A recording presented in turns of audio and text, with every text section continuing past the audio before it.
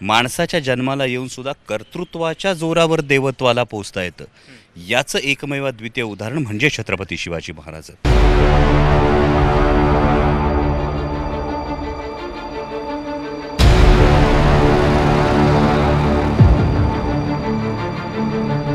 आग्र्याच्या ऐतिहासिक लाल किल्ल्यामध्ये आत्ता आम्ही आहोत. मला आठवतं की मी पहिल्यांदा जेव्हा आग्र्याच्या लाल किल्ल्यात आलो होतो तेव्हा या किल्ल्याच्या समोर प्रवेशद्वारावरती छत्रपती शिवाजी महाराजांचा जो पुतळा आहे तो पाहिल्यानंतर अंगावरती रोमांच उभे राहतात. आणि पुन्हा एकदा तशीच अवस्था झालेली आहे, कारण याच किल्ल्यामध्ये इतिहासामध्ये पहिल्यांदाच एका मराठी चित्रपटाचं शूटिंग होत आहे आणि एक प्रकारे आग्र्याहून सुटकेचा जो थरार आहे तो पुन्हा एकदा या ठिकाणी अनुभवायला मिळतो आहे. डॉक्टर अमोल कोल्हे पुन्हा एकदा महाराष्ट्राला छत्रपती शिवाजी महाराजांच्या भूमिकेत दिसणार आहेत.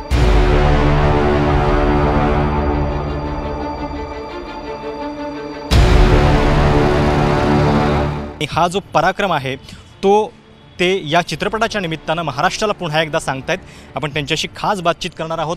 आग्र्याचा हा लाल किल्ला आहे, या पार्श्वभूमीवरती आपण त्यांच्याशी बातचीत करणार आहोत. अमोलजी, सगळ्यात पहिल्यांदा तर इथं येऊन चित्रपट करावासा का वाटलं की इथंच केला पाहिजे, कारण पहिल्यांदाच मराठी चित्रपट या ठिकाणी होतोय?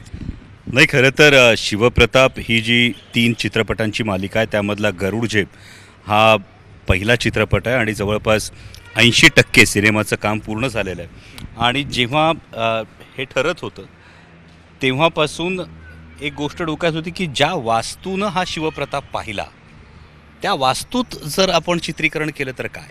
म्हणजे अनेक आव्हानं होती. ASIचे अनेक नियम आहेत, ते सगळ्या नियमांच्या त्याचं पालन करून चित्रीकरण करणं. आग्र्याचं क्लायमेट आहे, म्हणजे ऊन आहे, घामाच्या धारा आहेत, पण तरीसुद्धा हा चित्रपट या ठिकाणी व्हावाच असं आमच्या संपूर्ण टीमचं म्हणणं होतं. आणि आल्यानंतर तुम्ही जो पहिलाच उल्लेख केला की आग्र्याच्या लाल किल्ल्यात येताना प्रवेशद्वाराच्या समोर जो छत्रपती शिवाजी महाराजांचा पुतळा आहे तो बघितल्यानंतर जे स्फुरण चढतं, ज्या अंगावर रोमांच उभे राहतात, की स्वराज्यापासून शेकडो कोस दूर येऊन छत्रपती शिवाजी महाराजांनी या वास्तूत फक्त मुघलशाहीला नाही तर संपूर्ण हिंदुस्थानला स्वाभिमान काय असतो ते दाखवलं होतं.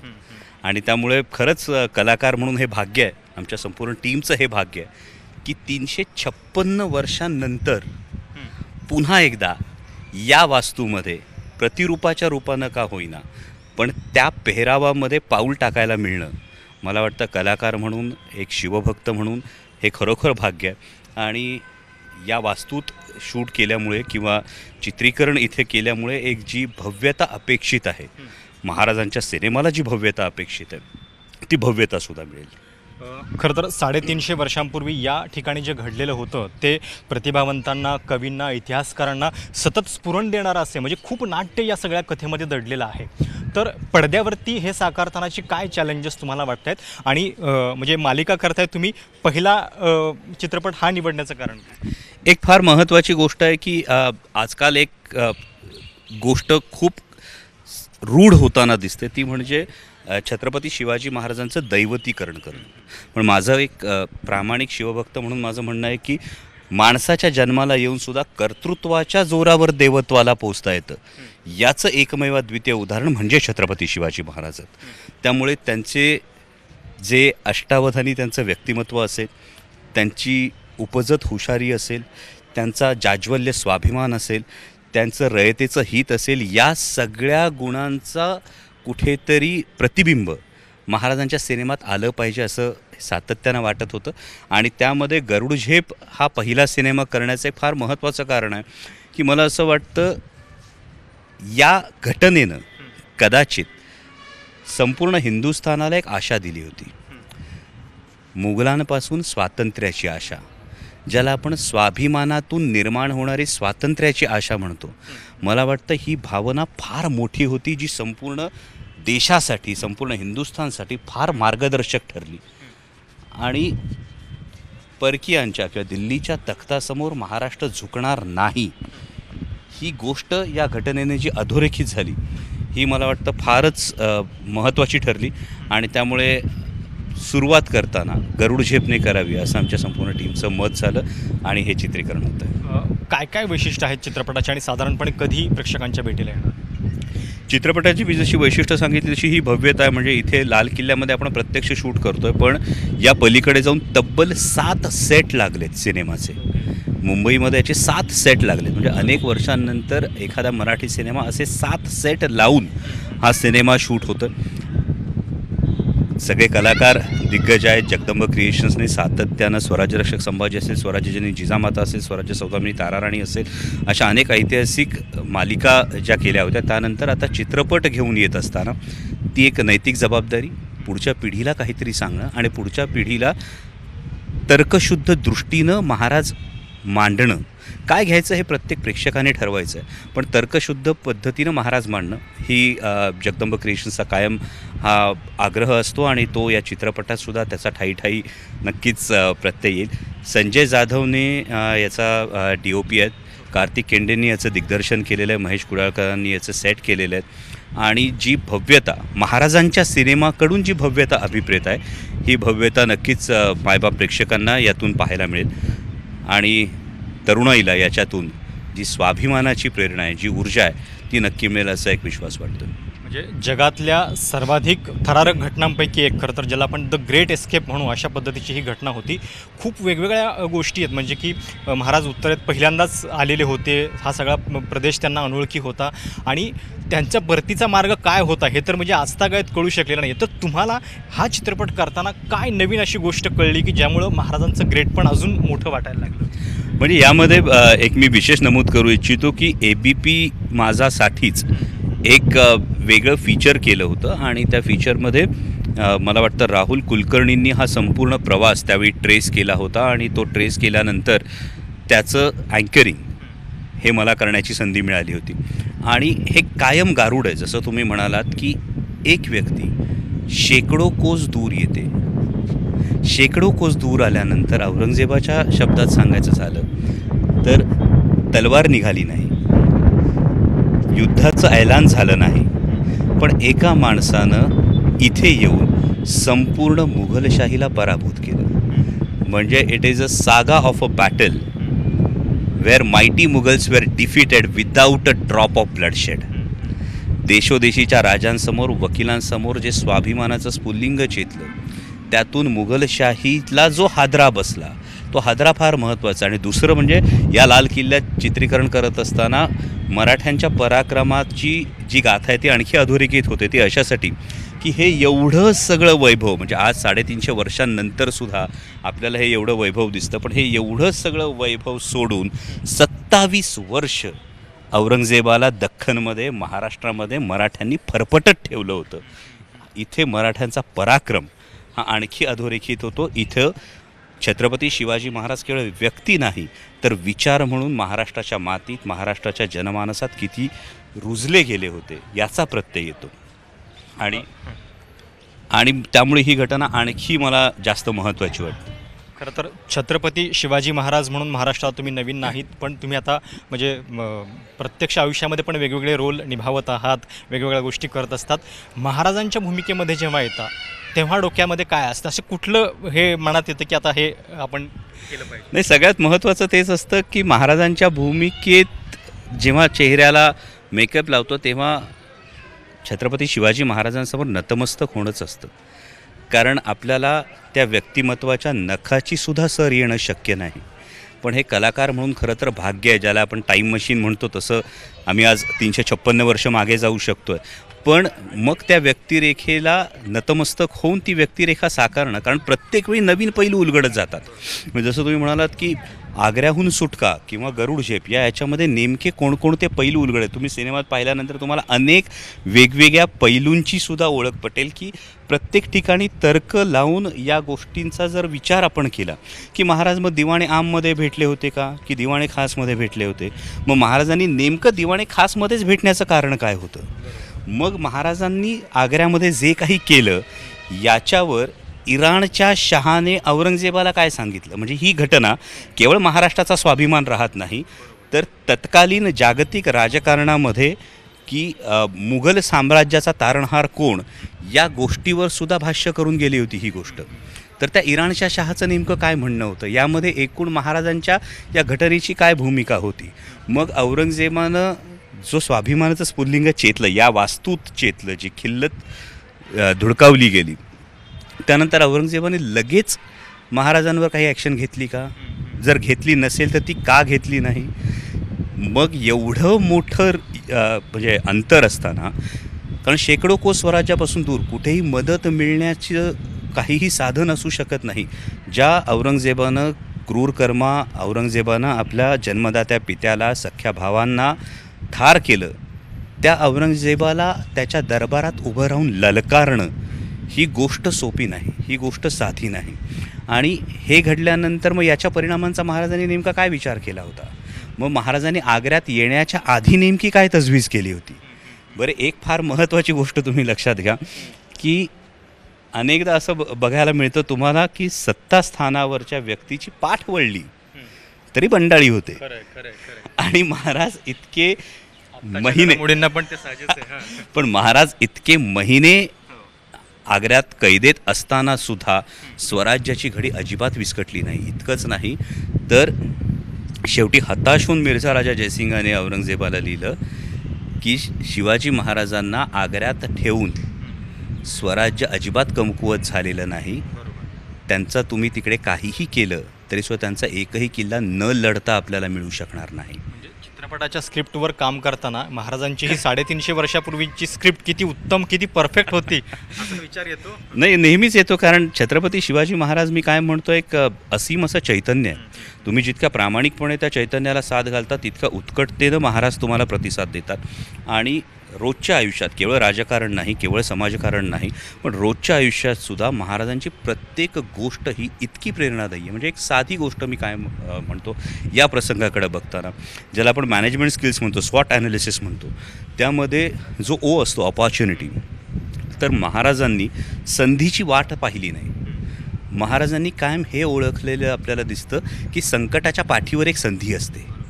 म्हणजे आग्र्याच्या दरबारात, आग्र्यात आल्यानंतर, आग्र्यात येईपर्यंत असलेली शहजाद्याची वागणूक आग्र्यात आल्यानंतर अचानक बदलली आणि दिवाणे आमचा दरबार चुकला, दिवाणे खासच्या दरबारात जावं लागलं. तर नेमकी यामध्ये काय संधी आहे ती महाराजांनी ओळखली. इतकंच नाही तर एक दूरदृष्टी म्हणू शकतो किंवा भविष्याचा विचार म्हणू शकतो. जेमतेम 9 वर्षांच्या भावी राजाला, आपल्या मुलाला घेऊन महाराज आग्र्याला येतात, शंभूराजांना घेऊन येतात. शत्रूची राजधानी कशी असते, राज्यकारभार कसा चालतो, कारण या सगळ्याकडे एक सजगपणे पाहणं आहे. केवळ अभिनिवेशातून पाहणं नाही, पण याच्यातून एक सजगपणे पाहणं गरजेचं आहे. कारण त्या आधीच्या 350 वर्षांमध्ये दख्खनच्या पठारानं, म्हणजे देवगिरीचं यादवांचं साम्राज्य बुडाल्यानंतर दख्खनच्या पठारानं राजाच पाहिला नव्हता. त्यामुळे नेमकी राजधानी काय, राज्यकारभार कसा चालतो, या गोष्टी पाहण्यासाठी, कारण एक विजापूरचा आदिलशाह आणि त्यापेक्षा मोठी सल्तनत ही मुघलशाहीची होती. म्हणजे आज काबूल ते बंगाल एवढी मोठी सल्तनत असलेल्या मुघलशाहीच्या सम्राटाला छत्रपती शिवाजी महाराज त्याच्याच दरबारात उभे राहून ललकारतात, ही गोष्ट मला वाटतं साधी नाही. मराठी चित्रपटसृष्टीचा हा असा काळ आहे की ज्या काळामध्ये इतिहासाला खूप आता महत्त्व आलेलं आहे. म्हणजे सगळ्यांची दृष्टी अचानकपणे या इतिहासाकडे, आपल्या समृद्ध वारशाकडे गेलेली आहे. पण ही जी एक लाट आलेली आहे, त्या लाटेमध्ये तुम्हाला काय म्हणजे खरोखर संधी दिसते की म्हणजे काही धोके दिसतात, किंवा काय काळजी घेतली पाहिजे असं तुम्हाला वाटतं हे करता? म्हणजे मला असं वाटतं की मी इतर कोणाच्याही शिवभक्तीविषयी कमेंट करू शकत नाही, कारण ही प्रत्येकाची स्वतःची गोष्ट आहे. आणि प्रत्येक कलाकाराला, प्रत्येक निर्मात्याला, प्रत्येक दिग्दर्शकाला, प्रत्येक लेखकाला हे स्वप्नवत आहे. कारण हे मराठी माणसाच्या रक्तात हा इतिहास आहे. पण हे करत असताना धोके म्हणण्यापेक्षा मी काळजी एक म्हणेन, ती काळजी जबाबदारीपोटी आहे. कारण मला असं वाटतं की छत्रपती शिवाजी महाराजांचा इतिहास हा जेवढा सर्वदूर पोहोचत जाईल, म्हणजे जसं आपण लाल किल्ल्यात येतानाच समोर छत्रपती शिवाजी महाराजांचा पुतळा दिसतो, तर येणाऱ्या देशभरातल्या आणि परदेशातल्या कोणत्याही पर्यटकाने इथल्या गाईडला हा प्रश्न विचारू नये की हे कोण, तर त्यांच्याकडून हे उत्तर आलं पाहिजे की रे हे तर छत्रपती शिवाजी महाराज. आणि या पद्धतीने जेव्हा आपण समोर जातो तेव्हा एक चित्रकृती एक कल्चरल नॅरेटिव्ह बनवत असते, एक समाजाचा कल्चरल नॅरेटिव्ह बनवत असते. त्यामुळे महाराजांवरचा सिनेमा होत असताना कुठेही दैवतीकरणाकडे जाण्यापेक्षा महाराजांचा जो प्रयत्नवाद होता, महाराजांची जी एक सामाजिक क्रांतीची दृष्टी होती, महाराजांची रयतेच्या प्रती असणारी जी एक भावना होती, म्हणजे भाजीच्या देठारी हात न लावण्याची जी प्रवृत्ती होती, या गोष्टी बिंबवण्याची या कलाकृतींमधून एक संधी आहे. एवढंच नाही तर महाराष्ट्र राज्य म्हणून विचार करत असताना हे इतकं मोठं प्रतीक आहे छत्रपती शिवाजी महाराज, की या प्रतीकाभोवती अगदी पर्यटनापासून ते पर्यटनाशी निगडीत असणाऱ्या अनेक गोष्टी या जोडल्या जाऊ शकतात. म्हणजे एक साधी गोष्ट जर आपण बघितली तर महाराष्ट्रात येणारा परदेशी पर्यटक हा शक्यतो एक ट्रेंड असा दिसतो की मुंबईमध्ये येतो, तो 2 दिवस मुंबईत राहतो, तिथून तो अजंठा एलोराला जातो आणि तिथून तो गोव्याला जातो.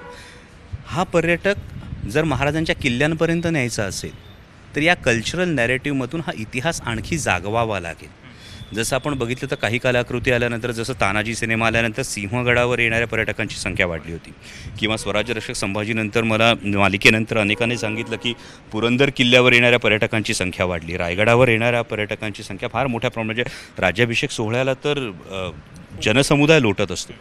इथे लाल किल्ल्यात आग्र्याच्या शूट करताना ही गोष्ट खरोखर अशी जाणवली. म्हणजे मला आत्ता वाटतं की जेवढे दिवस शूट करतो मी, दिवसातून किमान 10 वेळा असं म्हणालो असेल की ही जी पर्यटकांची रीघ आहे या लाल किल्ल्यामध्ये, हीच रीघ महाराष्ट्रातल्या गडकिल्ल्यांवर लागली पाहिजे. बरं, हे होत असताना त्याच्यामध्ये डोमेस्टिक टुरिझम आहे, त्याच्यामध्ये इंटरनॅशनल टुरिझम आहे, आणि मग जेव्हा एक कलाकृती महाराजांना इतक्या वेगळ्या पद्धतीनं, एका वैचारिक पद्धतीनं समोर आणते, तेव्हा त्या कलाकृतीचा नकळत खारीचा का होईना या सगळ्या गोष्टींना हातभार लागतो.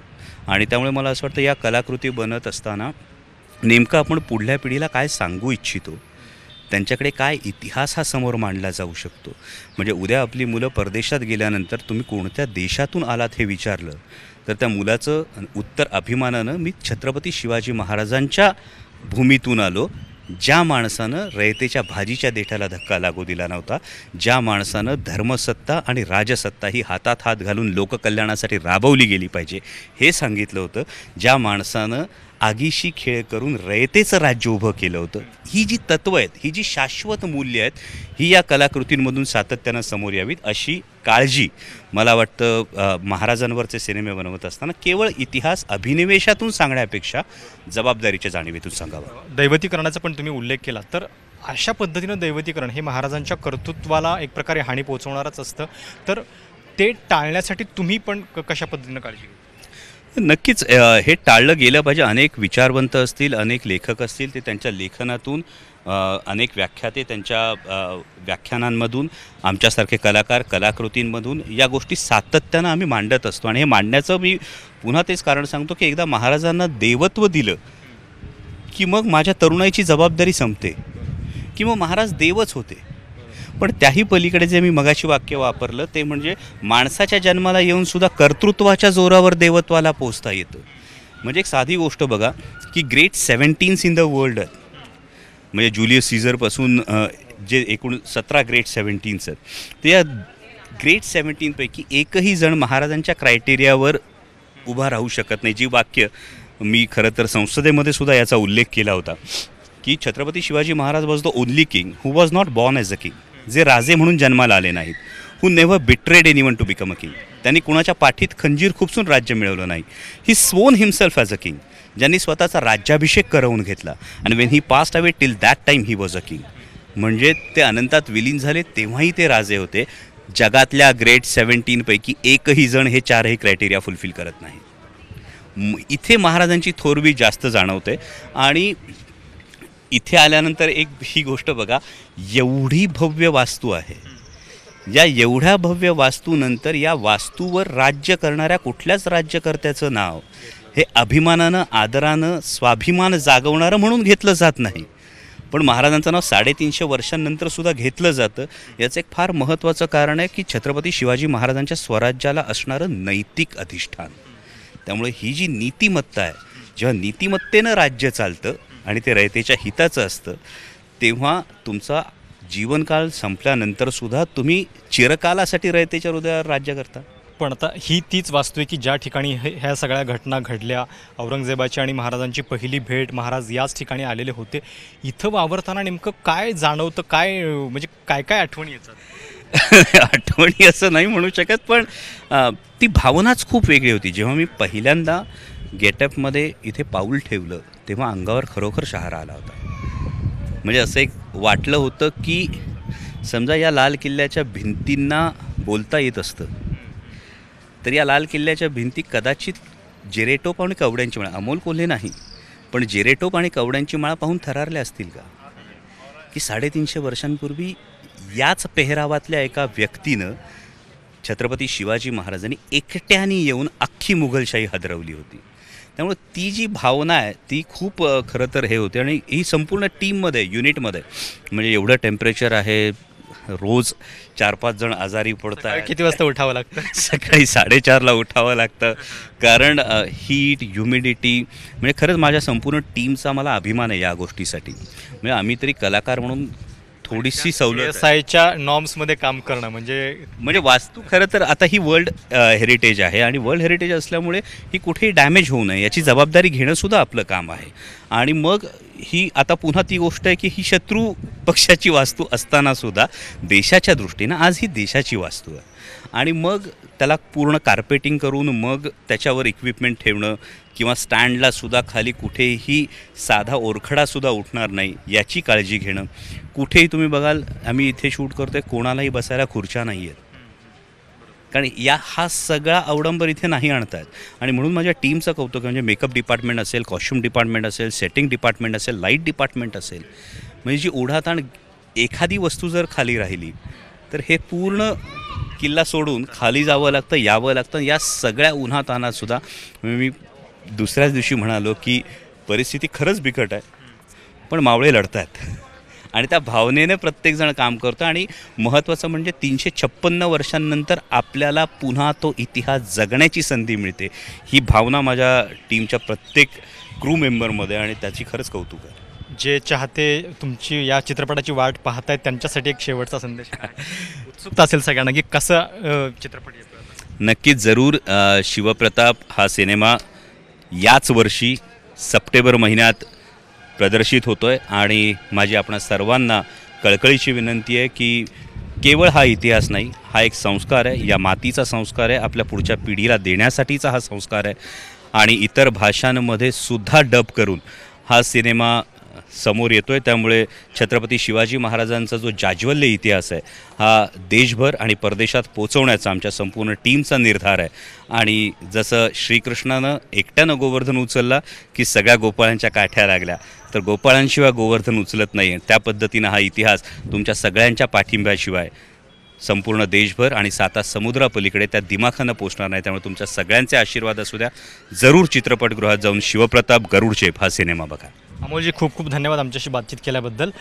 आणि आग्र्याच्या लाल किल्ल्यामध्ये आपण त्यांच्याशी संवाद साधत होतो. खरं तर खासदार म्हणून मी त्यांच्याशी अनेकदा संवाद साधलेला आहे, पण या वास्तूमध्ये येऊन इतिहासाबद्दल आणि महाराजांच्या पराक्रमाबद्दल गप्पा करणं किंवा तो इतिहास पुन्हा जागवणं हा खरोखर एक अविस्मरणीय असा अनुभव होता. आशा आहे की या सगळ्या चित्रपटासंदर्भातली उत्सुकता जी आहे ती पुढच्या काही काळामध्ये वाढत जाईल. आणि या सगळ्या चित्रपटा निर्मितीमागचा नेमका काय हेतू होता, काय त्यांना साधायचं आहे, या सगळ्या संदर्भात त्यांनी आपल्याशी सविस्तर बातचीत केलेली आहे. कॅमेरामॅन वेद पांडेसह प्रशांत कदम, ABP माझा, आग्रा.